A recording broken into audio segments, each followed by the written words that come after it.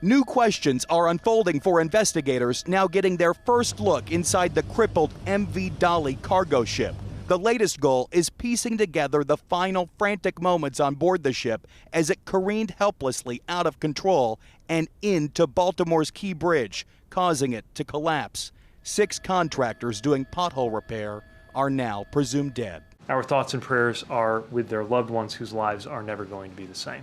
The latest discovery, the Dali's black box. Known as a voyage data recorder, the Dali's has been recovered and is being analyzed by the National Transportation Safety Board. We've sent that back to our lab to evaluate and begin to develop a timeline of events that led up to the strike on the bridge.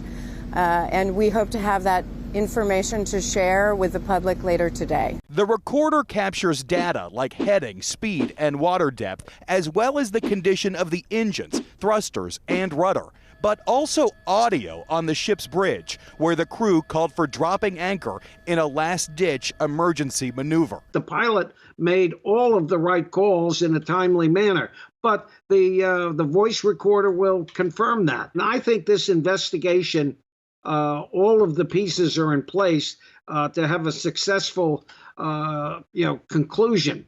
The real challenge will be, how do you prevent this from happening again? The search for the missing Wednesday, hamstrung by poor weather and heavy rain, deemed too dangerous to continue among the jagged pieces of the bridge in the murky Patapsco River. You could have 20 parts that are suddenly going to change position. Diver could be dead in a matter of seconds and he wouldn't even know it. So we are on a cargo ship about the same size as the Dali, but we are navigating San Francisco Harbor in this case. This is all a simulation, but we have a real captain, Captain Morgan McManus, who is going to walk us through possibly what could have happened in a total blackout situation, as you call it, aboard the Dali. Yes, so we have a cadet simulating the mate on watch. We have another cadet on the helm. Go left 15, please. And the Dali would have lost both propulsion and steering? At a full blackout, they would have lost everything. Full blackout, yes. You call it? Right, so we could run the blackout right now from the control room. So there we go. Alarms will start going off on the bridge. Start getting alarms. The mate on watch is going to try to figure out what the alarm is. The engine room is now calling to tell us what's going on. Bridge, mate on watch. And in this situation where you can see the pylon coming and you know it is disaster, can you drop the anchor? What are the, you guys trained for these scenarios? Right. You're gonna try to do everything you can to stop from hitting it, whether it's running the engine full astern to take the speed off. We've already come down to almost stopped on the water now. And then we'd be letting the anchors out. If we couldn't get the speed off the vessel, you can lower both anchors down and have them drag or kedge along the bottom to create resistance to slow the ship down. But for that to work, you need time and you need distance. The captain's going to be dealing with the engine room and getting on the phone and figuring out what's going on. So they would be going over, grab it. Engine room right. would be the, I take it that's where the real chaos That's where the real chaos is. So now if they call back and say we have power, the first thing we're going to do is then go emergency full astern to try to stop what's happening. Because it looks like they do establish power just before they hit the pylon, before they hit the bridge. Right. Billow of smoke comes out. They start trying to go astern, get the speed off. This must have been high anxiety at this point on the bridge, trying to deal with this. Oh, and incredibly stressful. Watching that first video clip, when I saw the total power go out on the ship, I knew there was a major problem going on. So one other thing we wanted to show you was what it would look like at night. We shot the simulation during the day so we could see everything, but this is much more what it would have looked like for the Dali in Baltimore Harbor. It complicates things at night, I take it. It does. You have you need the bridge dark so you could see the lights outside, but you also have ambient light from the skyline or the terminal coming in.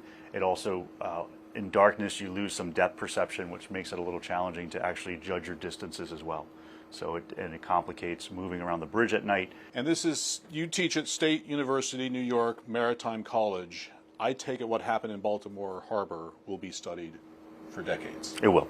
It'll become one of those tragic accidents that we take lessons learned from, and then we apply them to what we're teaching the students of what to do in an emergency on the bridge of a ship. Behemoths of the sea. International trade depends on mammoth vessels like this, container ships, the kind that brought down Baltimore's Francis Scott Key Bridge in an instant.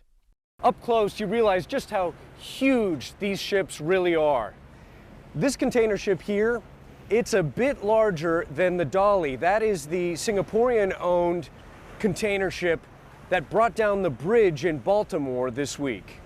The Dali was built in 2015 and is 300 meters or 984 feet long, capable of carrying up to 10,000 20-foot shipping containers for a dizzying variety of commercial interests. When you look at international shipping, this is kind of the typical case. Here's a Singapore flag vessel with a Singapore company leasing the vessel to a Danish company. The insurance for the cargo is British. The classification society that observes the vessel is Japanese. There have been 3 deadly incidents recorded aboard ships managed by the Dali's operator, Synergy Maritime, in the last 6 years. An accident with a ship elevator killed a crew member in Australia in 2018. In 2019, an officer went missing after having likely fallen overboard in Singapore. And last year, a collision between a Synergy Maritime tanker and a dredging ship killed at least 1 sailor. Meanwhile, in June of 2023, Chilean authorities briefly held the Dali, reporting a deficiency for unreadable pressure gauges related to propulsion and auxiliary machinery. This is what you want. You want, inspectors to go on board and find issues.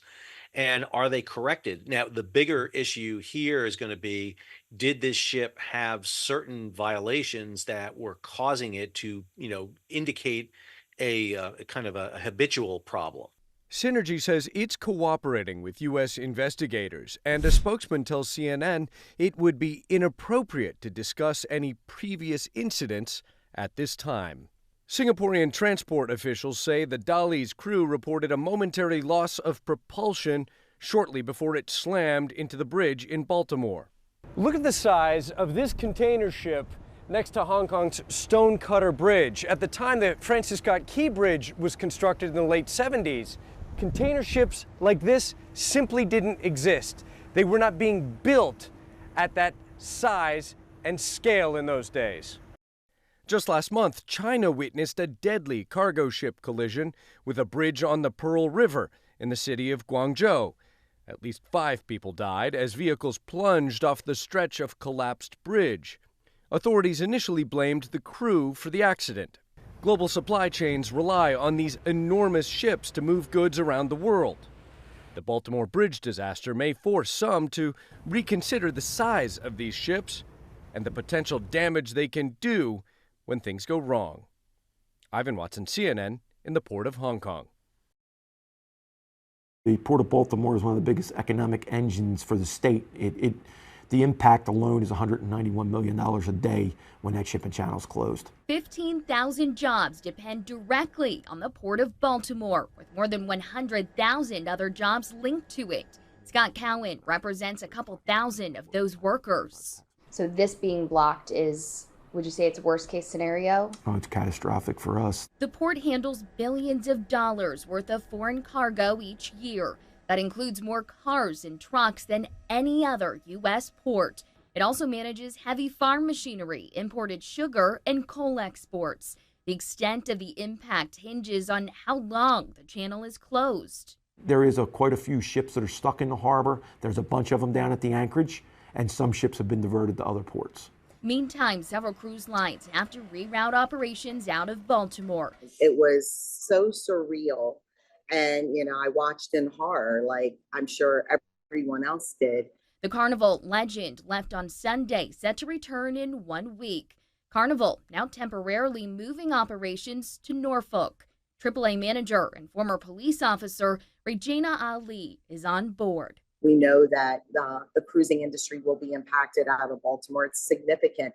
If the channel isn't cleared by the end of next week, Cowan says things could take a turn for the worse. We lost lives, and that's what matters more than anybody's paycheck. But again, the whole state of Maryland's economy is hinged on the Port of Baltimore.